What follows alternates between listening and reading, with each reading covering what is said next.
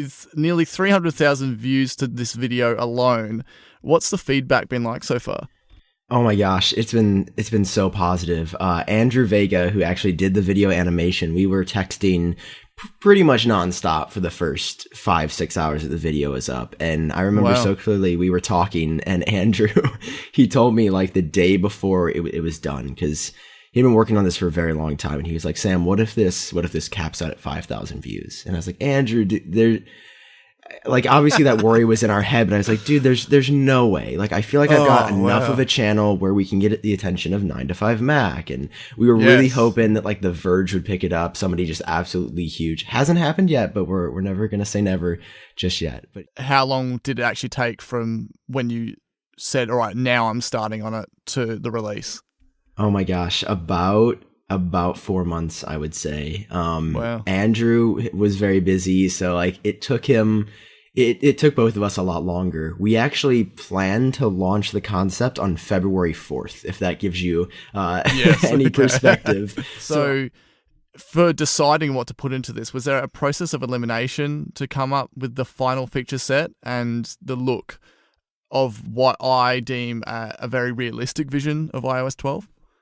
Yeah, that was our number one goal from the get-go. And it's funny because I don't think either of us directly said to each other, like, hey, we want this to be super realistic. I just started coming up with ideas and annoyances. A lot of it I actually got from r/Apple and r/iPhone. I went through a bunch of the older posts for people were asking for like iOS 12 wishlist, features you want to see in iOS 12. So when I kept seeing one that people really, really want is dark mode. And when I kept seeing dark mode and dark mode and dark mode. The minimized Siri was definitely a surprise. I saw that. I literally like fist pumped the air. And I was like, so yes. Cool. I was like, that is it. It just instantly made sense to me. I was like, why can't this be a real thing? Because you can just then carry on with the rest of what you're doing on your device, and Siri doesn't completely overtake the screen, right? Mm-hmm. So basically that one was a huge surprise. I was really stoked with it. Was the inspiration behind this in any way related to how Siri on Mac looks, or was this just something that you wanted and then you included it in the concept? It's really funny that you mentioned that, because when I read that, when you sent the questions over beforehand, I was like, you know what? It probably was. Like, I'm thinking subconsciously now. Yeah. It was probably inspired by that, because I did not realize how very similar, not identical, but very similar, that looks in the top right-hand corner of the Mac whenever you activate Siri. Speaking of wallpapers, though, I read about your search to essentially find a new theme, and you arrived at what are desert-themed wallpapers, and the whole process sounds very thorough. So how long did it actually take to get to decide on the final three?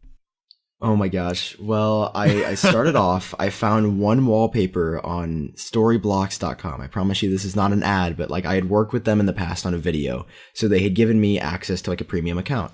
And I was looking on storyblocks.com because they, like, objectively, outside of like the sponsorship, like they have a really good selection that I legitimately enjoy using. And I was looking at their stuff, and I was like, okay, I found this perfect desert wallpaper. And if you go back to some of my older videos talking about iOS 12, my iOS 12 rumor videos, actually, I used this really good looking desert wallpaper. And then I realized, as Andrew and I were talking, I was like, oh yeah, like I'll put that up for download on my site. And then I'm like, hold on, like this is a royalty-free image, but am I allowed to distribute that? This current differentiation between how you invoke Control Center. So the positioning on the iPhone 10 is different to the iPad, is different to current other iPhones, which is a very frustrating pain point. So can you please use your concept to convince Apple to adopt your all-in-one multitasking solution? Because I love it. Oh, thank you so much. This was one, I think, without Reddit or anyone else it was my baby and my brainchild, because I, like you said, I love the iPad's multitasking, and I'm so excited for what the iPad X, whatever it's going to be called, the iPad probably coming right at WWDC or around the time with Face ID in the future, being able to swipe up to go into multitasking and swipe down on an app to keep going. But you also have access to Control Center and the now playing section for music or podcast or any other audio.